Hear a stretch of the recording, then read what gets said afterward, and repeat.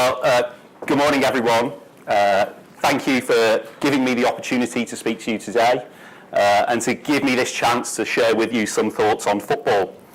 I'm going to talk about football. I'm going to talk about really the playing side of the game rather than the watching side of the game. So a lot of my talk is going to be on performance and players and coaches. Why are we talking about football, or why am I talking about football? Well, I guess there's a thing which is, as Tom's alluded to, it's an area that my company has deep expertise within. But also I think it's a really interesting category because some of the challenges that brands face in the football market will be very familiar to lots of other brand leaders, innovators, and many other organisations. So by exploring some of those challenges and some of the potential solutions, I hope we can give you something that's going to be relevant to your own brands, relevant to your own organisation, and some good inspiration to lead this morning with. So I'm going to talk about new ways to win and new ways to grow market share through innovation and to attract and persuade consumers. But before I dive straight into that, if my charts are working, okay, I'll tell you a little bit about me. So as Tom's talked about, I'm the Managing Director of LSU. We are a brand and technology agency. Our Twitter handle, if any of you are using Twitter this morning, is @LSU Social. I've got a couple of colleagues with me in the audience today. So if you've got questions, comments, observations that you'd like to make along the way, please feel free to tweet at us, and I'm sure one of my colleagues will do their very best to get back to you as soon as possible. Here we are. Oh. So that's me. That's our Twitter handle, just in case it wasn't clear. And these are some of the clients that we work with, and as Tom's talked about, we've a long and significant relationship with Adidas around the world. And Adidas in 2014 came to us with a very significant challenge where they asked us to go, how do we regain brand and commercial leadership in the world's biggest sport? So they'd fallen behind Nike, and they really needed to get back to number one.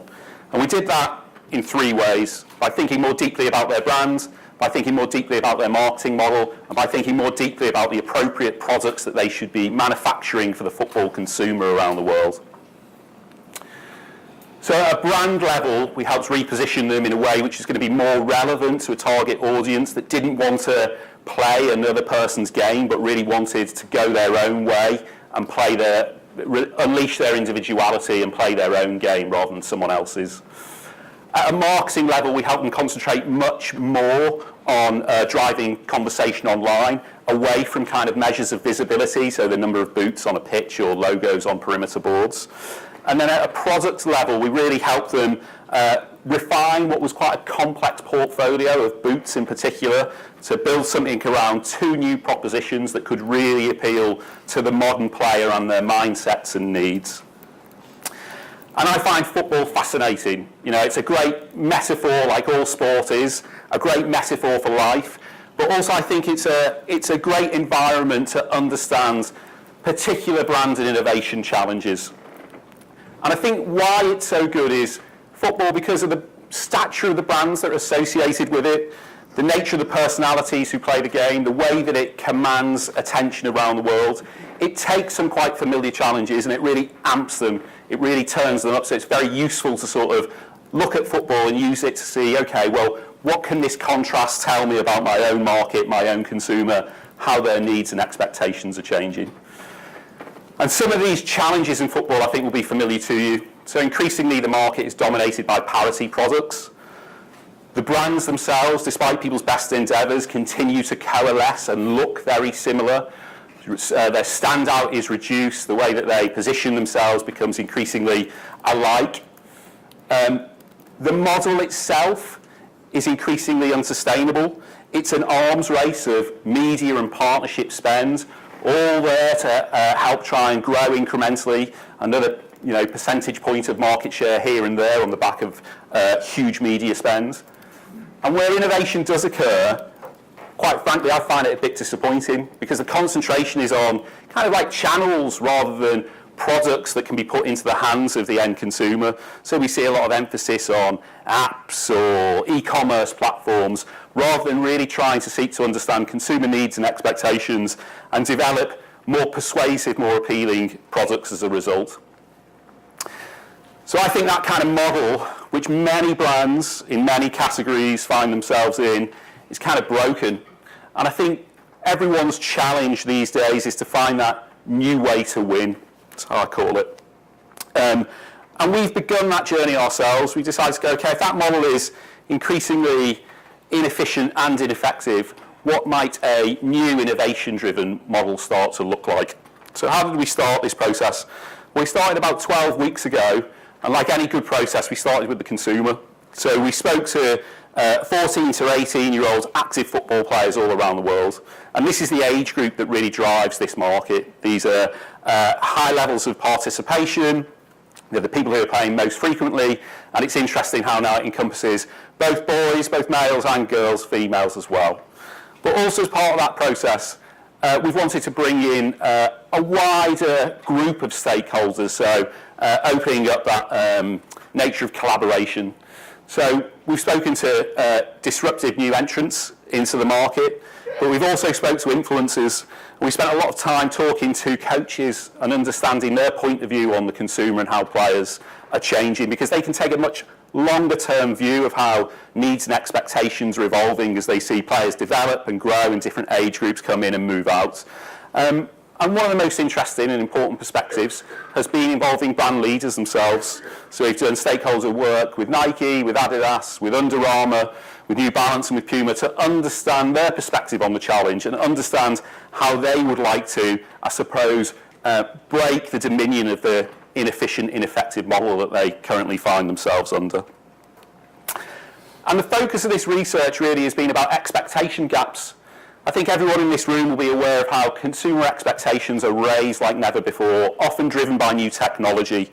But many categories and many brands fail really to live up to those consumer expectations. They fail to keep pace, and those brands that can close that gap, can better meet those expectations, will outperform their rivals.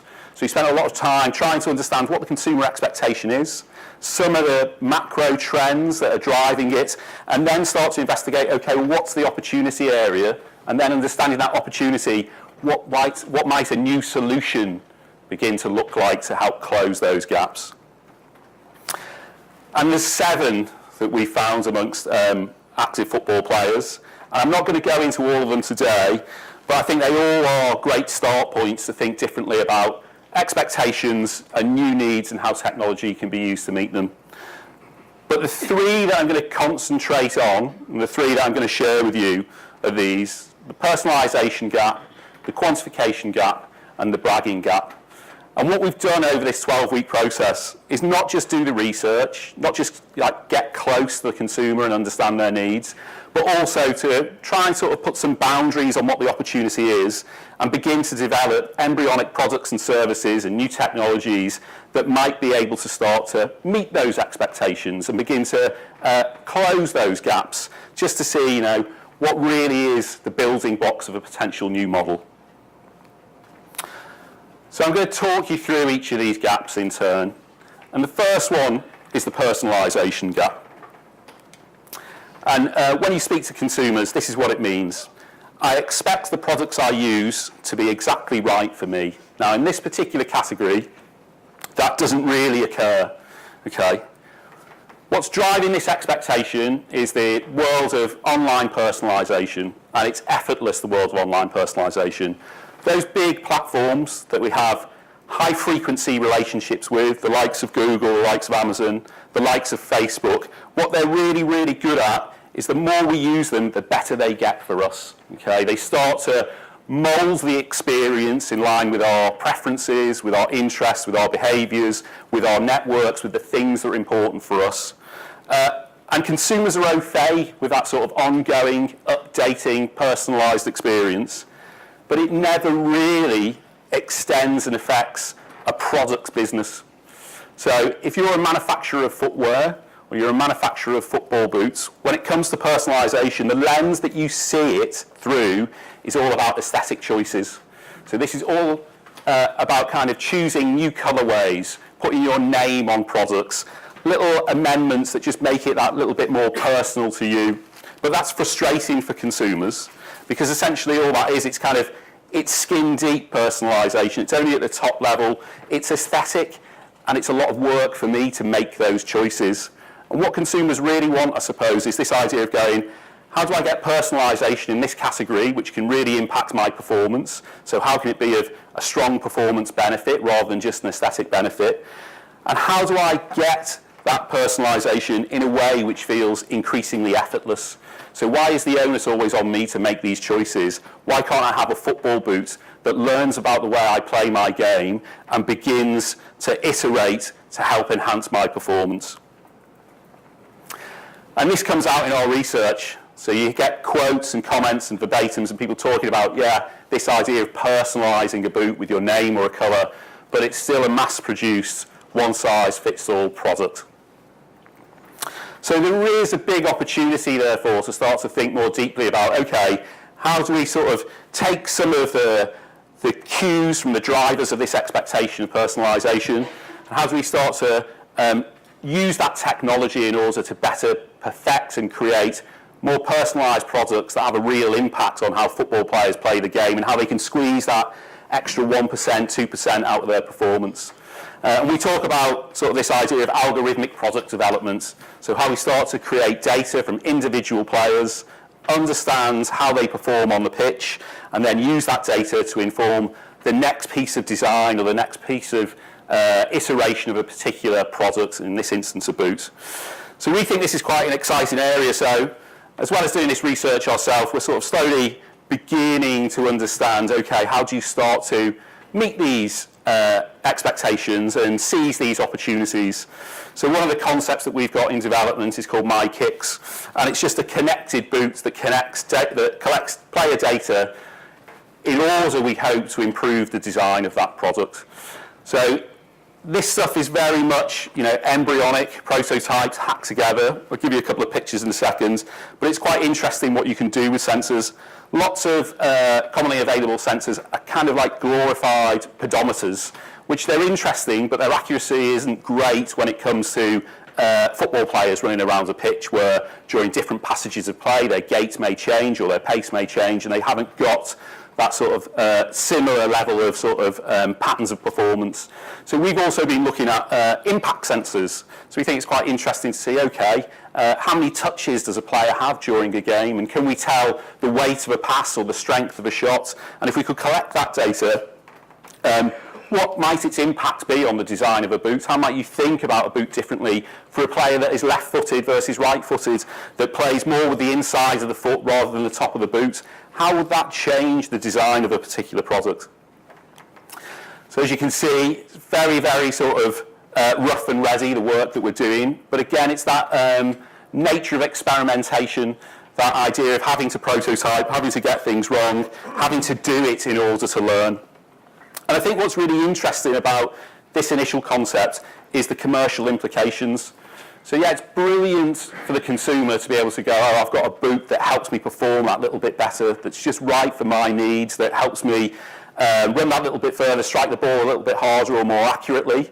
But actually it's really good for the brands themselves, because there's a thing here which is going, how do you increase the lifetime value of a consumer? In a market where people can churn every season, how do you begin to lock them into your brand? And one of the best ways of doing that is by giving them a product that is continually getting better and continually better meeting their individual needs.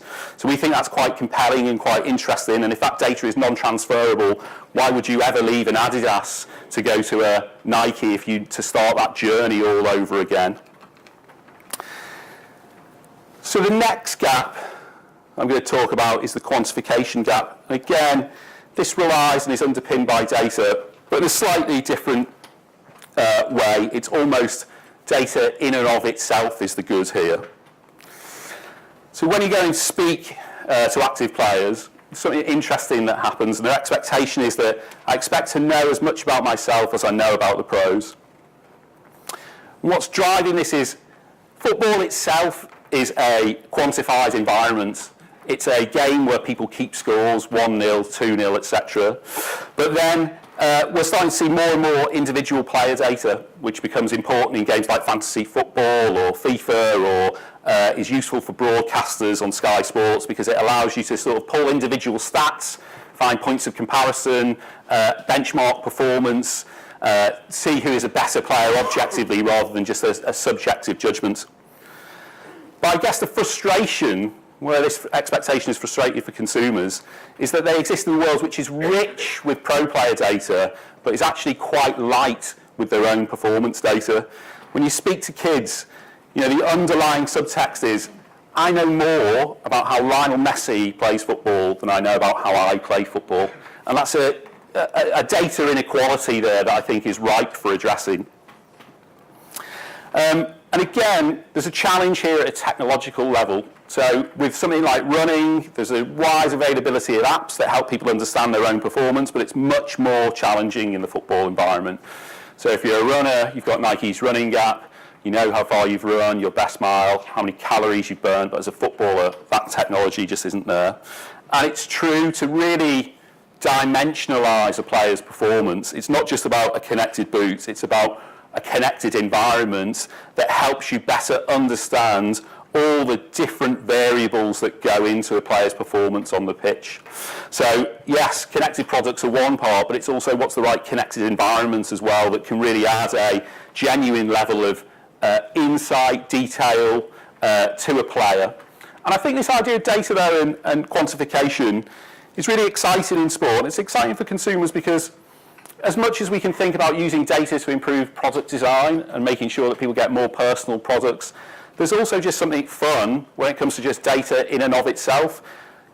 Players themselves are just really keen to understand how their performance is benchmarked, both against like members of their same team, the opposition or their rivals, but also just in terms of how they compare to their idols, the professionals.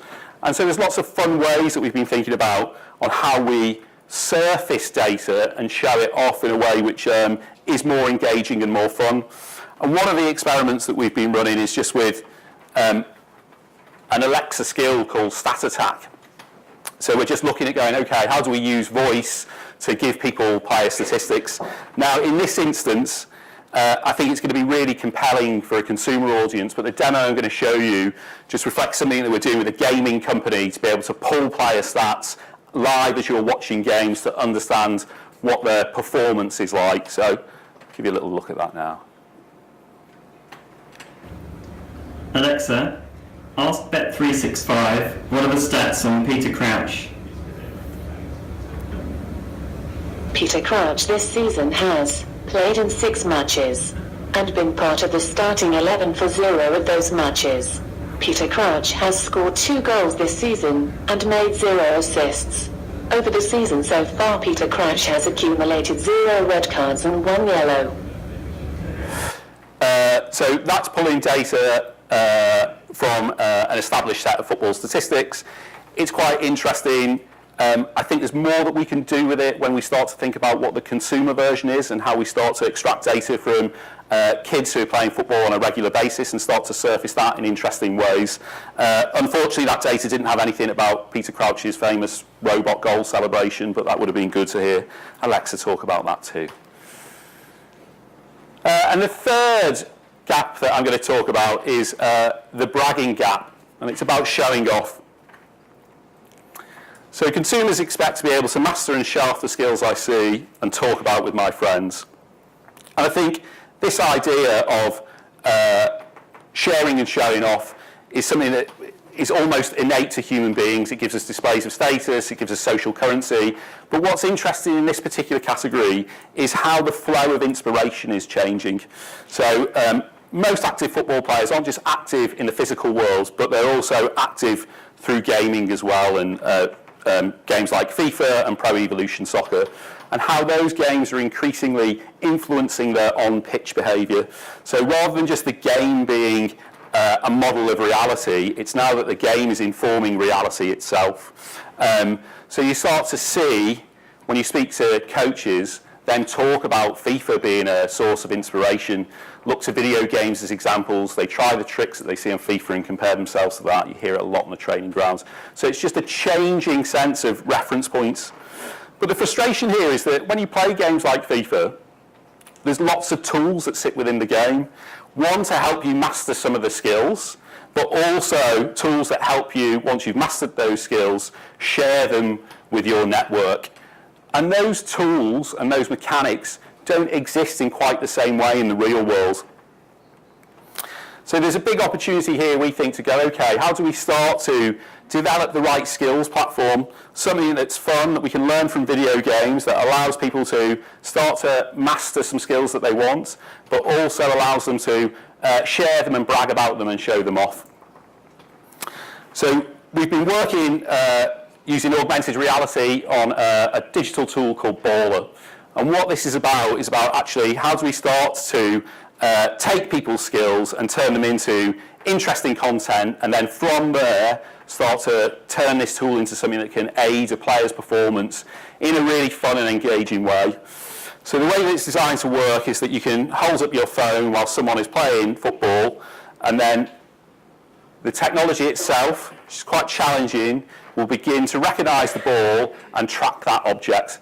If we can do this in real time, then it gets very, very exciting, because then what we can start to do on top of it is just add lenses or filters that makes that content just a little bit more interesting and exciting, augments an experience that people are already enjoying, and see where we can take it to. The end goal with this, though, is not to do something that's like so gimmicky that it's just about, okay, how do we integrate with Facebook's AR capabilities or Apple's AR capabilities, but just start to think, how do we start to add a performance element to it once we can begin to track that ball in real time? So if we can track it over certain distances, can we begin to look at how hard a player strikes the ball, and can we get those readings of their power and the speed of ball? Can we get an understanding of their ability to put spin? Can we encourage them to spin it further? Can we encourage them to learn? And can we get people to start to match elements of control, not just matching it against one another, but can I show you what a player like Antoine Griezmann has done, and can you begin to mimic his elements of control? So we find this quite exciting and quite interesting. I'm going to sum up now. I know it's been a whistle-stop tour, but I hope it's given you some points of inspiration.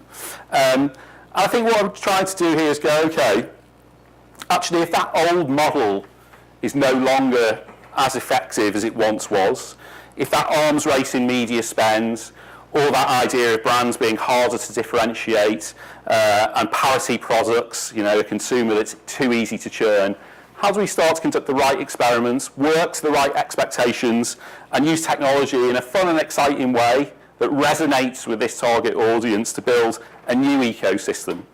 So how do we start to construct that new model? How do we think about using data and sensors to inform product design and to lock consumers in over the long term? How do we start to take that data and surface it in new and exciting ways that allows people to continue to go on their football journey, so that they get this sense of progress, so they can see how they compare to their friends, how they compare to the pros? How do we continue to get them playing over the long term? And then how do we give them the right assets and the right content and the right tools, not just to inspire one another, but also to improve their own performance in fun and engaging ways? So that's kind of the experiment that we've been conducting over the last 3 months, and some of the inroads that we're making. And I guess it just comes back to this big point, which I think is probably relevant to the entirety of this audience, that for many brands and organisations, the next wave of growth isn't going to come from increasing the stakes on the media and marketing spend. It's going to come from thinking more deeply about consumers, their expectations and how they're changing, and how do we use new technology to better live up to those expectations and create products, services and experiences which are going to be far more compelling than any advertising campaign.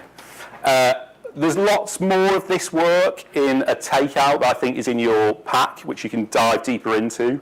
But if you do have questions, comments, thoughts, now's a good time. Social is a good opportunity too. I'm going to be around for the rest of the day. So thank you very much for this morning.